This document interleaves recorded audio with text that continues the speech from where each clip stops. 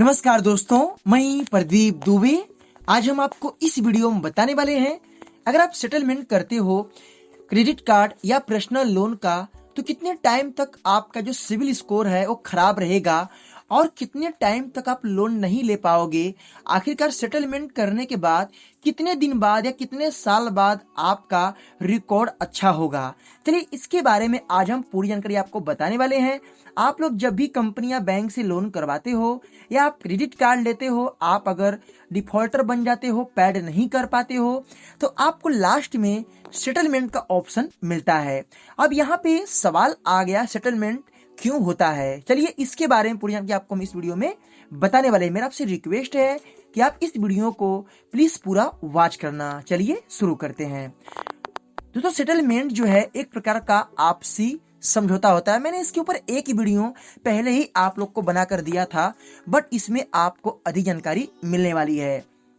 जब भी आप किसी भी कंपनी से लोन या क्रेडिट कार्ड लेते हो, तो जब आप डिफॉल्टर बन जाते हो, जब आपका अकाउंट एनपीए हो जाता है, जब पेड नहीं कर पाते हो, तो कंपनी और बैंक को ये लगता है कि अब इस कस्टमर के पास कुछ रह नहीं गया है।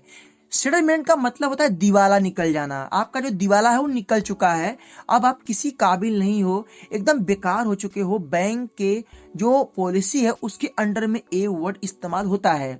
आप एकदम बेकार हो चुके हो, किसी काम लायक नहीं हो, आपके पास कुछ भी नहीं है। तो बैंक क्या करता है कि आपसे एक समझौता करता है कि चल भाई, अगर आप जो है हमसे सेटलमेंट कर लीजिए, आपका 2 लाख का अमाउंट है, तो हम 20,000, 30,000, 40,000 में सेटलमेंट कर लेंगे। वहीं भी क्या होता है कि सेटलमेंट अगर आप एक बार में नहीं कर पाते हो, तो आपसे 2 बार, 3 बार, 4 किस्तों में आपसे सेटलमेंट की बात होती है और फर्स्ट टाइम उसी समय आपको एक ईएमआई देना पड़ता है। जब आपका पूरा ईएमआई पैड हो जाता है तो सेटलमेंट लेटर आपको मिल जाता है, फिर आपको कोई दिक्कत नहीं होता है। बट बात यहीं पे खत्म नहीं होती है। सेटलमेंट होने के बाद कुछ कंपनियां ऐसी होती हैं जो आपके सिविल स्कोर में बाकी का पेंडिंग अमाउंट डाल देती है कि आपने हमारे संग जो है इतना लोन लिया और पेड नहीं किया। बट वहां पे सेटलमेंट की बात कंपनी नहीं करती है, ओनली डिफॉल्टर आपको घोषित कर देती है। और कुछ बैंकें ऐसी होती हैं वहीं पे मैटर क्लियर कर देती हैं और 2-3 साल तक आपको प्रॉब्लम रहता है। आप 2-3 साल तक आप लोन नहीं ले सकते हो, सिविल आपका बैड रहेगा, फिर बाद में आपका सही हो जाता है। बट कुछ ऐसे हैं जो पैसे ले जाने के बाद, आपको सेटलमेंट लेटर दे देने के बाद फिर भी आपको परेशान करते हैं। इन केस अगर मान लो आपके पास सेटलमेंट लेटर आ गया है, तो सेटलमेंट लेटर मिल जाने के बाद आपको क्या कदम उठाना चाहिए।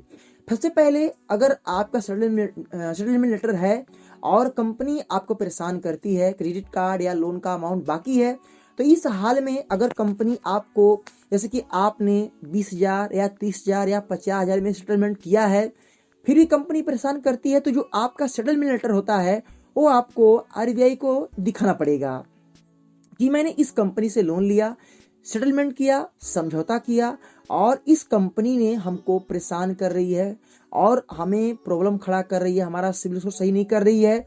इसके बाद आप कंज्यूमर कोर्ट में भी आप ऑनलाइन अपना कंप्लेंट डाल सकते हो, या तो किसी भी एक लीगल एडवाइजर पकड़ के आप उसके थ्रू कर सकते हो, कोई दिक्कत नहीं होगा। आपका चार्जेस बहुत कम लगता है और कम पैसे में आपका क्लियर पूरा मैटर हो जाएगा।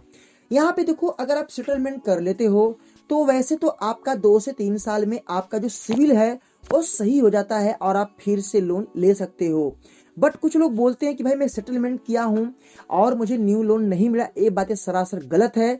आप सेटलमेंट अगर करते हो तो सेटलमेंट के बाद आपका 2-3 साल तक मैटर पूरा एकदम सिविल में रहता है, फिर आपका सही हो जाता है। क्योंकि देखो, सेटलमेंट के बाद अगर आपको सेटलमेंट लेटर मिल गया है तो फिर कोई भी आपको परेशान नहीं कर सकती। सेटलमेंट में साफ साफ लिखा रहता है कि आपने कंपनी के साथ समझौता कर लिया है, कंपनी ने जो डिसाइड किया उसको आपने मान्यता, आपने उसके पूरी तरह से पालन किया और कंपनी से आपने जो है पार्टनरशिप करके इनके संग आप ज्वाइन होके इस मैटर क्लोज कर दिया है। उस हाल में कंपनी परेशान करती है तो कंपनी के ऊपर जो है लीगल कार्रवाई हो सकती है, चाहे वो बैंक हो चाहे कंपनी हो। ए पॉलिसी है, बैंक कंपनी लास्ट में ए ऑप्शन अपनाती है।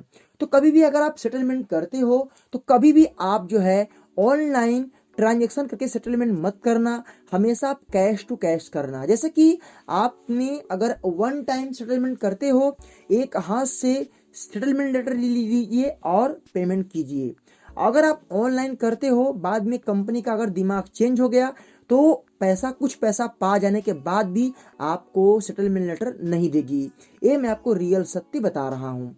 बाकी आप लोग को कभी भी सेटलमेंट तभी करना चाहिए जबकि बहुत हाल बुरी है। और मान लो अगर आपका हालत खराब है, आप एकदम पैड करने के हालात में नहीं है, तो आप जो है सेटलमेंट करने के लिए आपका तरीका सही रहेगा। इसमें एक चीज और है, नोटिस कर लेना आप लोग, सेटलमेंट कुछ कंपनियां नहीं करना चाहती है, वो आपको लीगल नोटिस देगी, धमकाएगी, परेशान करेगी, कोर्ट में ले जाने की बात करेगी, बोलेगी आपके घर पे मेरी पूरी टीम भेजेंगे, सब कुछ कर लेगी, लास्ट में वो कंपनी सेटलमेंट करती है। कुछ कंपनियां 3 से 4 महीने 6 मंथ के अंदर ही मान जाती है, कुछ कंपनियां नहीं मानती हैं। तो कभी भी अगर आपके पास लेटर लीगल नोटिस आ रहा है या डिमांड लीगल नोटिस आ रहा है और आप सेटलमेंट करना चाहते हो, आपकी इच्छा है, अगर वो कंपनी तैयार नहीं होती है तो कोई वेट करना है, क्योंकि लीगल नोटिस आपके पास एक से नहीं 2 बार 3 बार आएगा। कंपनी लास्ट में धमकाएगी, प्रस्तुत जो आपका अमाउंट होता है, अमाउंट के ऊपर आपका केस बनता है। आपका 1 से 2 लाख 3 लाख का अमाउंट है तो कंपनी कभी भी कोई ऐसा एक्शन नहीं लेती, क्योंकि आपको पता है कि बड़े अमाउंट पे कार्रवाई होती है, छोटे अमाउंट पे कोर्ट का फीस इतना होता है कि कोई भी कंपनी नहीं जाना चाहती है। ये मैं आपको रियल सत्य बता रहा हूँ। तो कोशिश करके आप जो है कभी डिफॉल्टर ना बने, सेटलमेंट का नौबत आए ही ना। सेटलमेंट से आपका सिविल खराब तो कुछ टाइम तक रहता है, बट सही हो जाता है। बट ये मत सोचो कि मेरा सिविल लाइफ टाइम तक खराब हो जाएगा, ये सरासर गलत है। आप लोग पढ़ सकते हो, साफ साफ लिखा है। और एक चीज मैं आपको और बता दूं, अगर सेटलमेंट लेटर आपके पास है तो कोई भी लाइफ टाइम तक आपका सिविल खराब नहीं कर सकता है, क्योंकि सेटलमेंट आपने नहीं किया, समझौते में सेटलमेंट होता है। जिस तरीके से चेक बाउंस होता है, 2 लोग आपसी समझौता में अपना मैटर क्लियर कर लेते हैं, वहां पे केस नहीं बनता है। जब आपका चेक बाउंस हुआ, आप लीगल नोटिस का रिप्लाई नहीं करते हो, तब केस आपका बनता है। तो कभी भी अगर आप आपसी समझौता कर रहे हो, इसमें कानून और कोर्ट कुछ नहीं करता है। आपसी समझौता में कोई भी आपका कोई कुछ नहीं कर सकता है, सिर्फ उसमें आपकी मर्जी और सामने वाले की मर्जी रहेगी। तो ये है सेटलमेंट का फुल फॉर्म जो मैं आपको शेयर किया हूं। अगर आपको ये वीडियो अच्छा लगा, इसे दोस्तों में शेयर करना। कभी भी आप सेटलमेंट करना तो मेरा एक बात नोट करना, कैश में करना, आप ऑनलाइन पेमेंट में मत करना तो पहले आप कंपनी से ये बातें ईमेल आईडी पे एक लेटर जारी करवा लेना कि सेटलमेंट कर लेने के बाद आप कोई फिर से 420 नहीं करोगे, क्योंकि बहुत से संग ऐसा हुआ है। तो बस इतना ही कहना था। तो अगर वीडियो आपको पसंद है तो लाइक करना, शेयर करना, आपके मन में कोई भी सवाल हो तो कमेंट करना। फिर मिलेंगे नए वीडियो के साथ, तब तक के लिए जय हिंद, वंदे मातरम।